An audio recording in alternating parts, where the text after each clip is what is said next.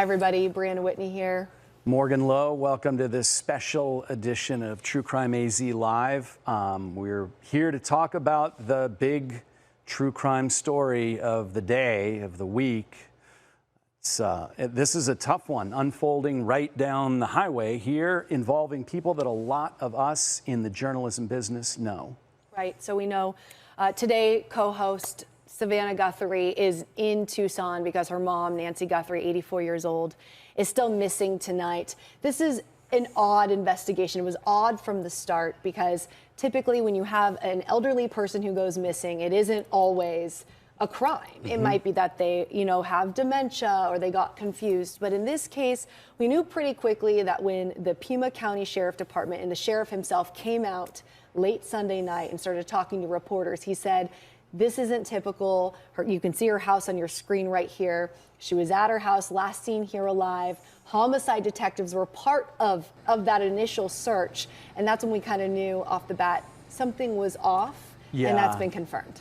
And Sheriff Chris Nanos last night said, look, we get calls all the time about senior citizens being missing and check welfare calls. He said, our people know when they enter a house what it's supposed to look like if somebody just walked away. And without getting into detail, he said, this did not look like that. They could tell something was wrong. Right. So I just interviewed Sheriff Nanos just a couple minutes ago, but before we get into that, let's just go through the nuts and bolts of what we know so you know why we're asking the sheriff certain questions. Yeah. We know that Nancy Guthrie was last seen alive around 9:30 p.m. Saturday night. She was reportedly dropped off back at home by a family member. She was supposed to go to church Sunday morning. She didn't show up at church. That's when some of the church, either, head leaders or people at the church got in contact with Guthrie's family and said, hey, Nancy wasn't here. She's usually here. Nancy's family then got involved. They started searching for her as well. And when they couldn't find her either, that's when they called 911. That's when Tucson officials then became involved in the investigation. We know that there is evidence that was found inside the home you're seeing on your screen that indicated a crime happened and that they now believe was an abduction. That included some interesting details that have even come out tonight, like they believe that Nancy was in her bedroom when she was taken.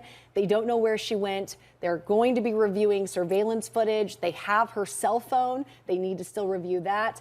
So that's a lot of what I asked Sheriff Chris Nanos about. I want to get into that interview. We just recorded this a couple minutes ago. This is the very latest on the investigation and the search for Nancy Guthrie.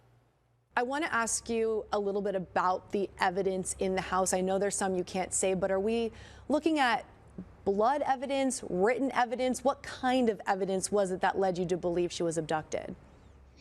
Yeah, it's so hard. I get it. Everybody wants this information, but we really do have to protect the integrity of this case. If it does turn into something criminal, and there's just certain things at that scene that the intruder knows, and only he knows. And so we can't let that out. And so that's why I kind of holding back. I would just tell you, I've been doing this for 50 years now. And, sometimes you just get this gut instinct when people